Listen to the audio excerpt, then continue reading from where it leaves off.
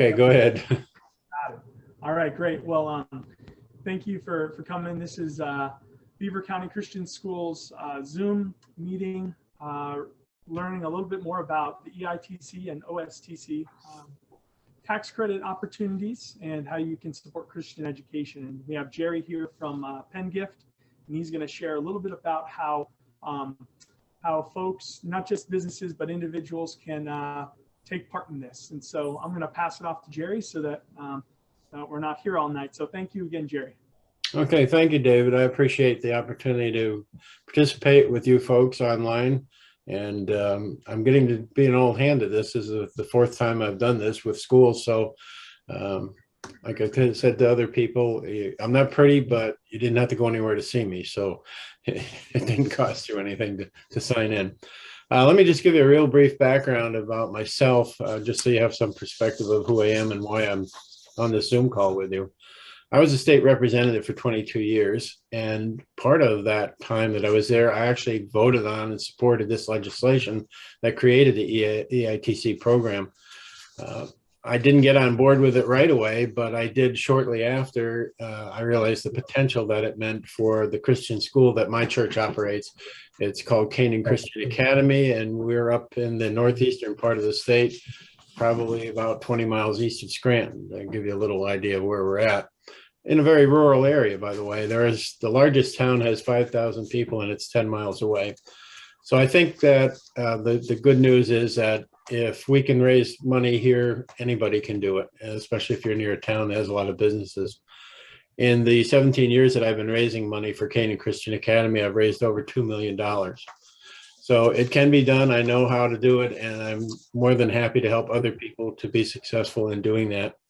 The last 6 months, I've been the managing director of the Penn Foundation because the gentleman who was there before me died. And they thought that because I had been here for so long doing this, raising the money for 17 years, that I would be a good replacement. And that remains to be seen, but hopefully we're doing okay. I tell people I know just about everything there is to know about EITC. And what little bit I don't know, I can find out answers for you. So hopefully I can give you some information tonight that will be helpful. And that information is going to be recorded. And if between David and I, we can figure out how to get this recording on your website or to other people, then you can review it. And maybe something that got by you tonight, you can review the Zoom meeting and you'll be able to figure it out. And I'm going to do something a little different than I did in my last Zoom meetings, is I'm going to use some visuals. And they're not very fancy. They're homemade, and they're going to help me to explain to you what the EITC program is all about. So if you don't mind my scratchy handwriting, these are some things that I'm going to use as a guide to help you and myself through this.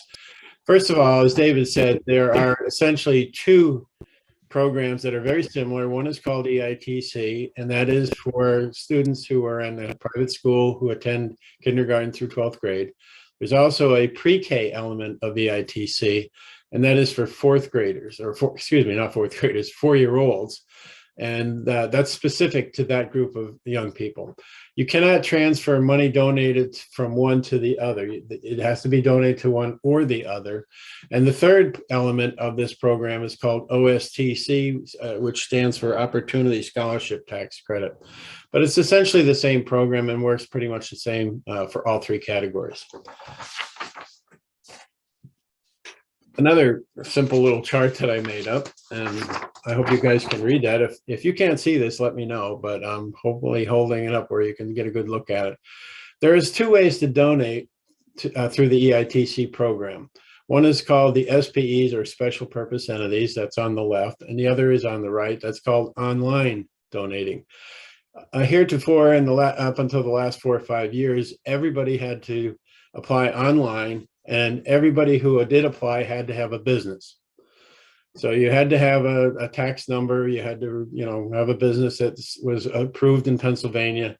And then if you applied and got approved, then you were able to make a donation to the scholarship fund of the school of your choice. However, in the last few years, this SPE process, special purpose entity, has been created.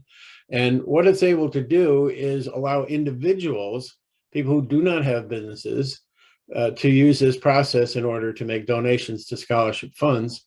And this can also be used by businesses, but the big news is that individuals who don't have a business, maybe they work somewhere, have a paycheck every week, and they pay taxes through their payroll deductions.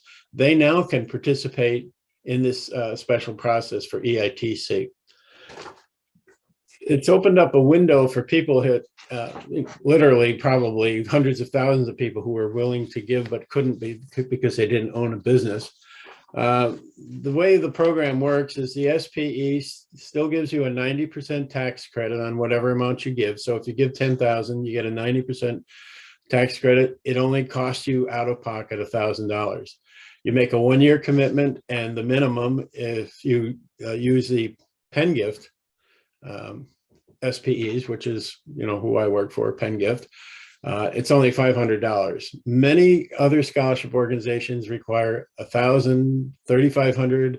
I even talked with one school that requires that you give at least $5,000. So this $500 minimum is low. It's very low, and it allows almost everybody who works somewhere to be able to participate. If you go online, you still have to be a business, and but you do get a 90% tax credit, but you have to sign up for 2 years. And if you sign up and you make a commitment to do it for 2 years, you have to give the same amount every year. So it's not as flexible as the SPE process, because sometimes your business makes a lot of money 1 year and makes none the next, and yet you're still required to make that second year donation. However, they do have no minimum, but since Penn Gift's minimum is $500, it's really available to almost everybody that wants to participate. Before I go any further, if you have any questions, interrupt me, and I will stop, and we'll cover your questions if we can. The other thing in comparison these two, the SPE and the online version, with the SPE version, you go directly through Penn Gift. You apply through us, we approve your application, and then we tell you what to do after that point, and we provide for you what tax information you'll need. The other through the online is we will do an application for you if you want us to. You can do it yourself, or if you have a business and you have people in your office that can do it for you, that's fine. If you want to let us do it for you, we will. You apply online, and then you find out whether or not DCED is going to approve you at some point later in the year. Because I'm assuming that everybody who is watching this Zoom session is not currently an online donor, that you've never done this before, or you haven't done it in years, you will be what's called a first-time donor. The state has bifurcated the system so that if you gave in 2021 and were approved and you made your donation, in 2022, you can apply on May 15th. But because, as I said, I'm assuming that people who are watching today are not prior year donors, you would all have to apply on July 1st. Again, you can apply yourself. You do it online. If you don't want to do it online, Penn Gift will do it for you. And we would need to get some information from you. So that's the other way to go. The timeline for this, if you apply through the SPE process at Penn Gift, waving around here and I don't even have wind. You apply on a date that we will give you. That date will probably be in late September or early October, after we've been notified by DCED that we have tax credits to give out. And then you will get a letter from us that we received your donation. And you also will make a donation. You'll fill out what's called a joinder, which is a form that we mail to you or email it to you so that you have it. If you go online, you apply on July 1st, as I indicated. You will probably get a notice if you're approved in September or October.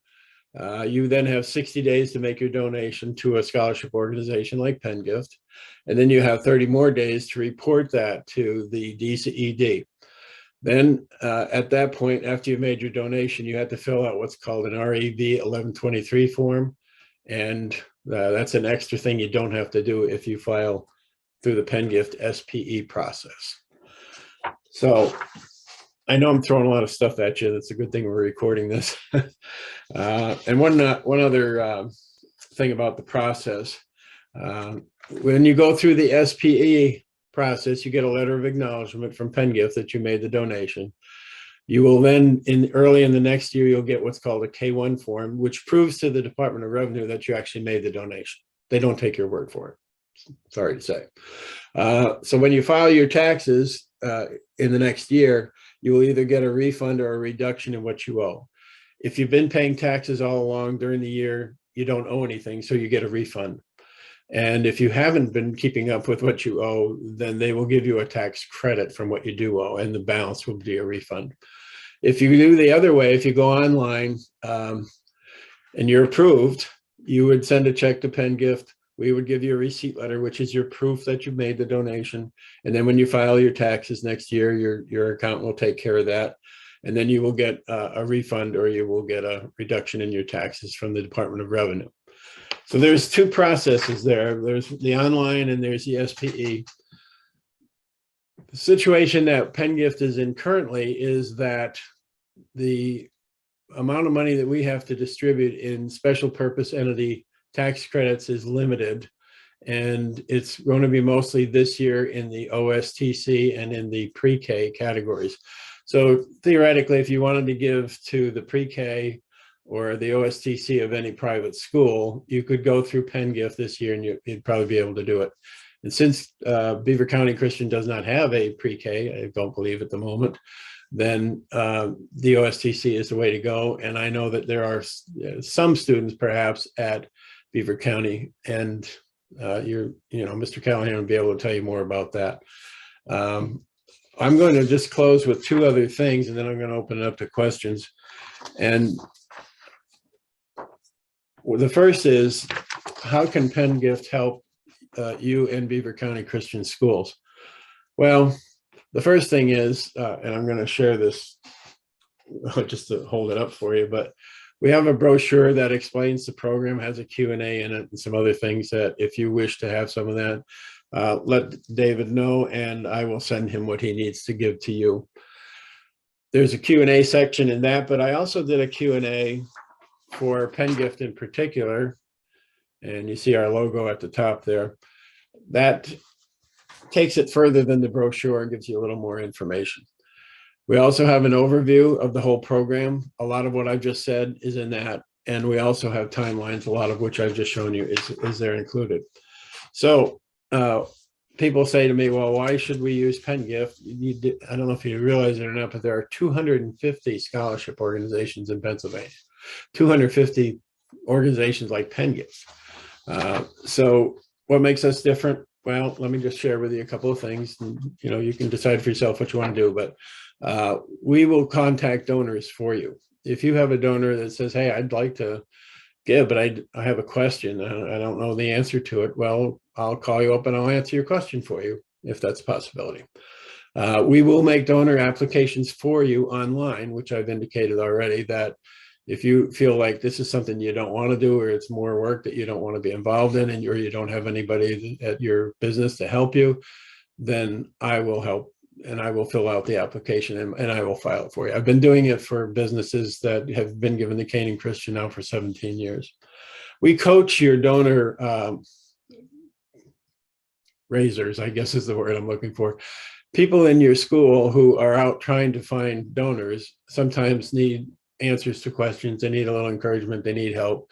I will personally go with them if that's a possibility, or at least help them and coach them. And the last thing is that we have a CPA firm that is on retainer with us. And if we have a question that I can't answer and my CPA can, we will get the answers for you. So I know I threw a lot at you. That's why I'm so glad we're recording this. But if there's anything that I can help you with, feel free to ask any questions that you have.